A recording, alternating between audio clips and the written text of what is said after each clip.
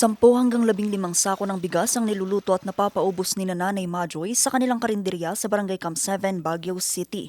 Bagamat malakas ang kita, malaking hamon naman sa kanilang pagtaas ng presyo ng bigas. Ito'y dahil nasa 10 piso na ang itinaas ng presyo ng bawat kilo nito. Yun nga po ma'am, wala tayong magagawa sa increase ng kung bigas ma'am. Kasi we have to serve talaga yung dapat na per cup.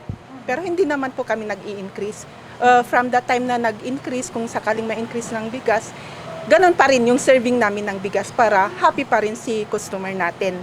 Para yung comeback nila, dito pa rin. Sa rice section ng Baguio City Public Market, nagmahal na rin ang presyo ng bigas. Ang lokal na bigas na dati nasa higit 40 pesos kada kilo, umakyat na sa higit 50 pesos.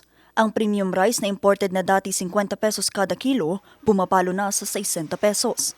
Ayon sa ilang retailer, halos ubos na ang kanilang stock na lokal na bigas. So far kasi hindi pa kasi anihan. By next month pa po yung anihan, by 3rd week of March to April. Bababa din to, pero ngayon kasi medyo nagkukulang talaga ng local rice talaga. Kaya tumaas ang presyo niya. Kaya naman in demand ngayon sa merkado ang mga imported. Yung imported rice, usually yun yung Jasmine na Bachelor at saka Japonica eh. Pero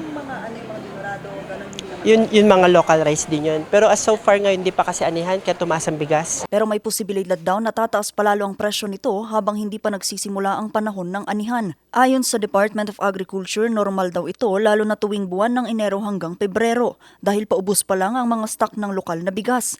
Pero positibo naman ang ahensya na hindi ito magtatagal lalo pat sa darating na Marso hanggang Abril na ang simula ng anihan ng palay. Vanessa Bugtong, RNG News.